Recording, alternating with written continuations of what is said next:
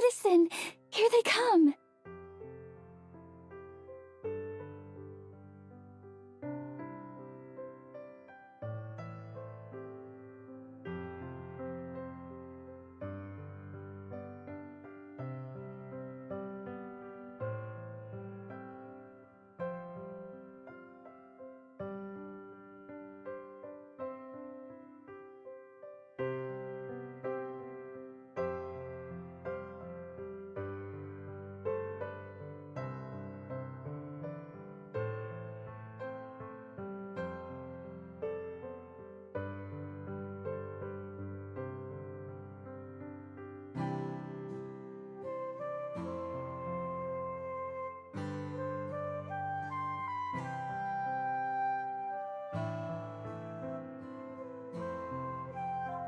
This one's name is Alma.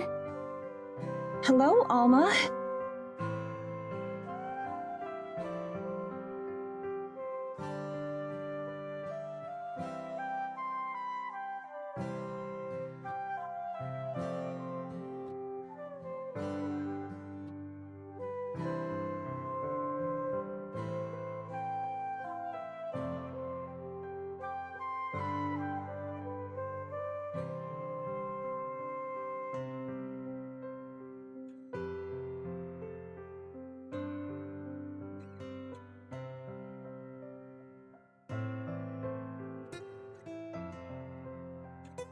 Is this the deer that was watching you sing the other day? Most likely. Alma's a little bit shy, and sometimes prefers to keep her space. You know this deer pretty well, huh? Of course, we're very good friends.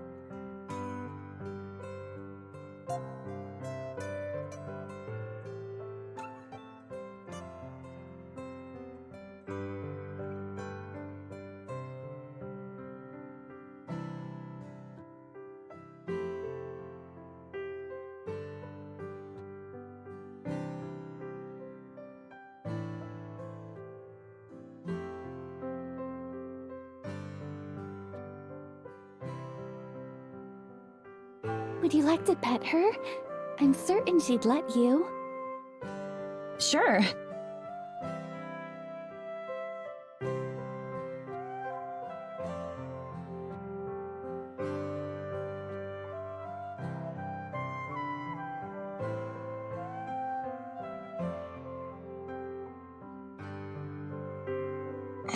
Guess not. Alma, come back! I promise Madison won't hurt you. She's just as sweet as you are.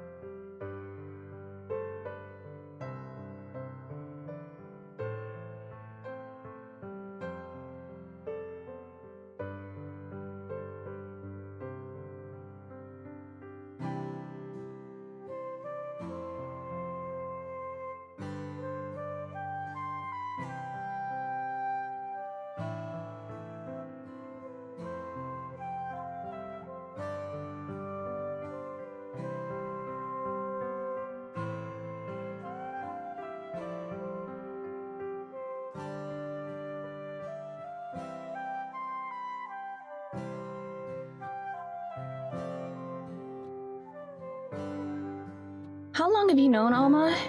It must have been a while for her to trust you like this. Oh yes, I've known her for her whole life. And I've known her mother since she was small too.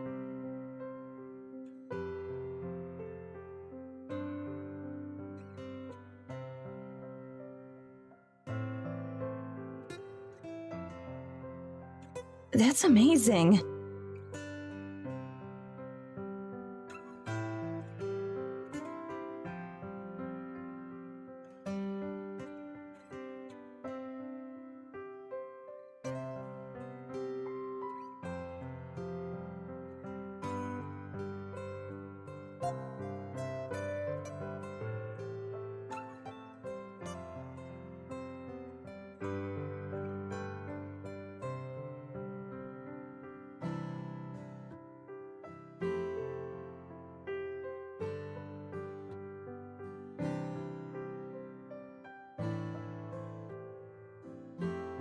Do you have any other animal friends that I'll get to meet? Oh, certainly, if you'd like. I'm sure Mr. Bearer is asleep for the season, but perhaps once he wakes up. There are also a pack of wolves around, but for Alma's sake, that would be best left to another time.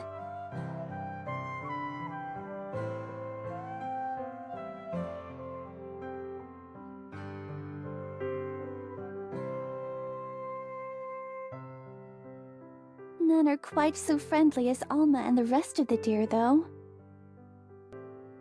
When I was a child, I wanted to have a deer for a pet. I thought that perhaps I could learn to ride one, like a horse. My sister and I would look for footprints in the snow and track them for as long as we could.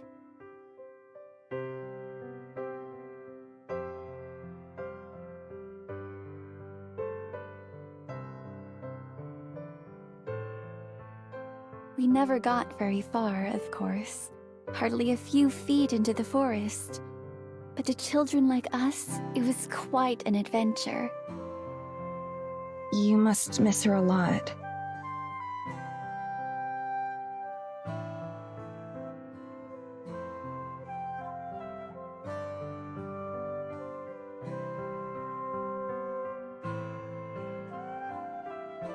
In a sense.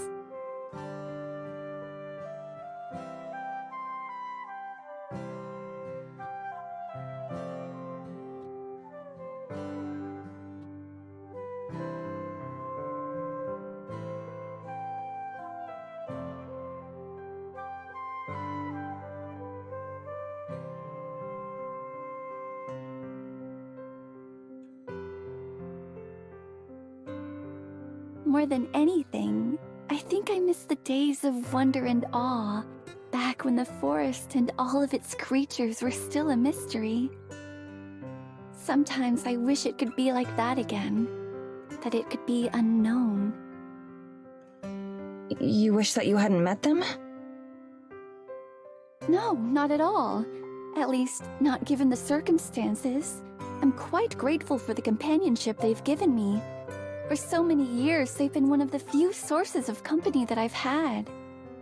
But while my love for them has never diminished, I've come to the conclusion that it's grown to the most it can grow as well.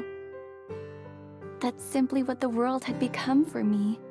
A small world of knowns, and nothing more.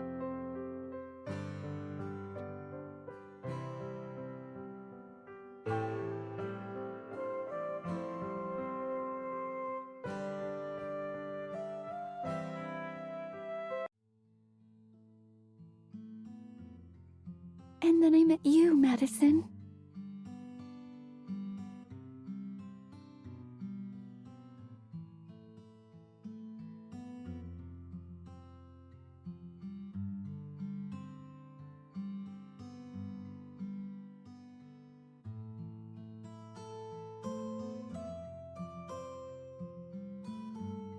You were my first unknown in countless years. The first soul I could speak with that I didn't yet understand. And what a wonderful unknown you turned out to be.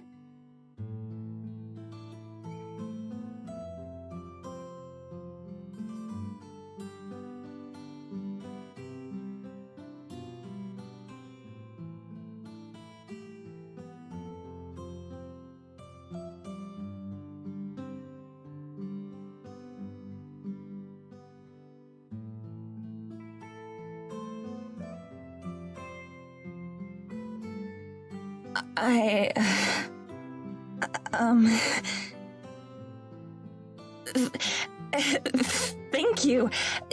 That's really, really sweet. I think you're wonderful too.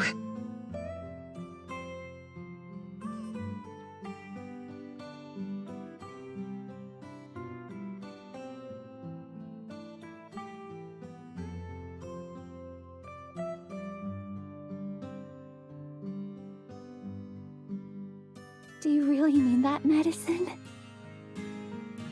I really do. You're an incredible person.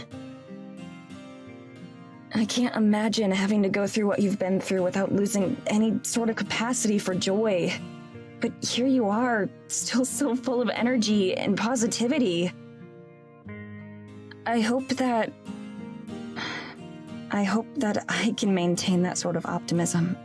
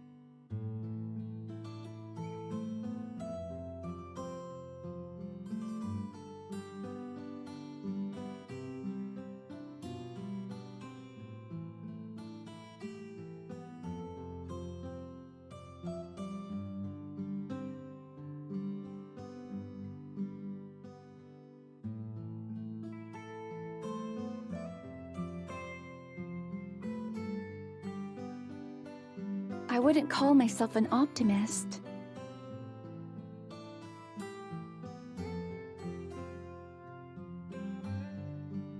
I don't, nor have I ever really had much hope. There are small comforts and delights, but those aren't the same thing as hope. I can remember names and faces, and even dreams and aspirations that I once had. But do you know what the most curious part of it is?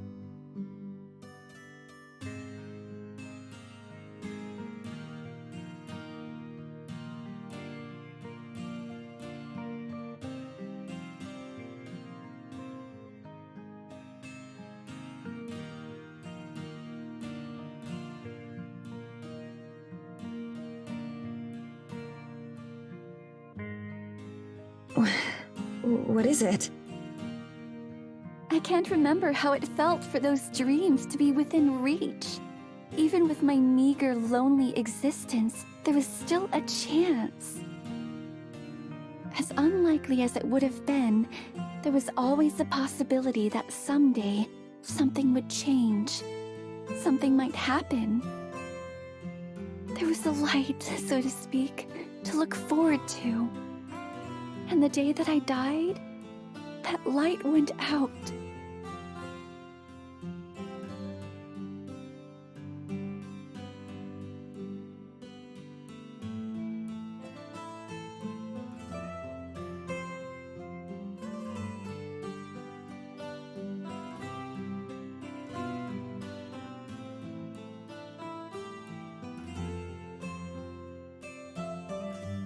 I never gave thought to what this unlife might be keeping me from.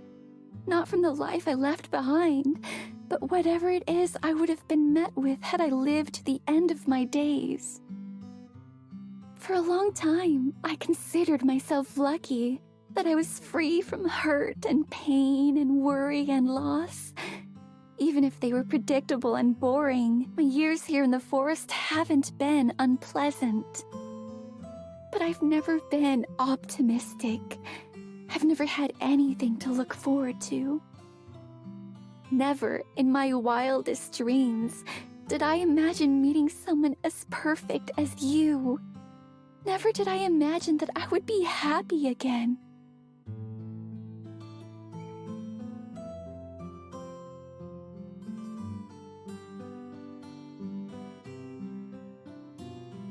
But Madison, I don't deserve this happiness.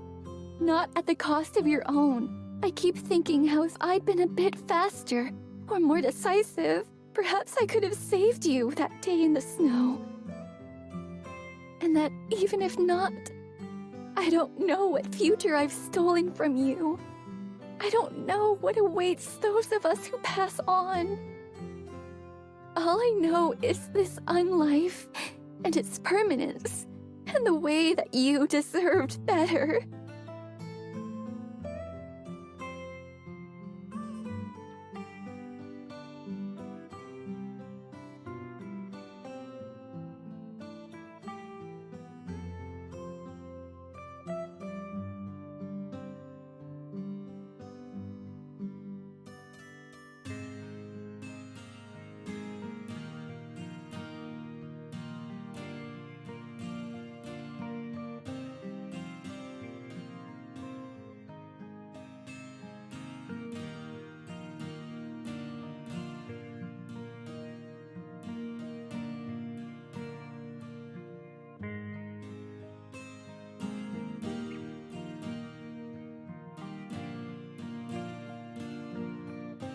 It's not your fault at all. Don't ever blame yourself for any of this. I know I don't. Ever since we met, that day in the forest clearing, all you've done is made things better for me. I don't know if I ever told you this, but during those first days after we met, seeing you again was all that I would look forward to. I'd go to bed thinking about you, and wake up the next morning thinking about you. And as for everything else,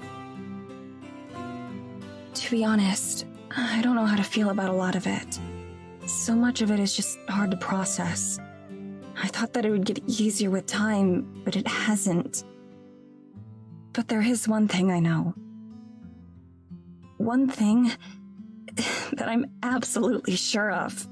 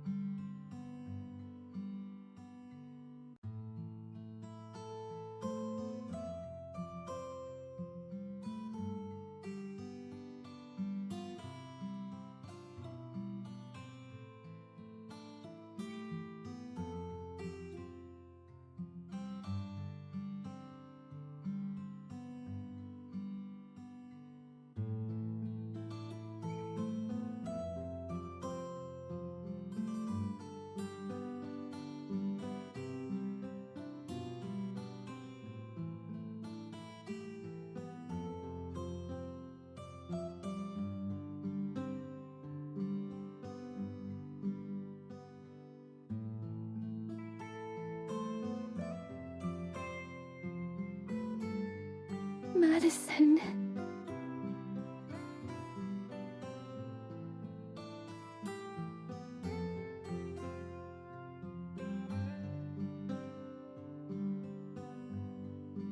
May I kiss you?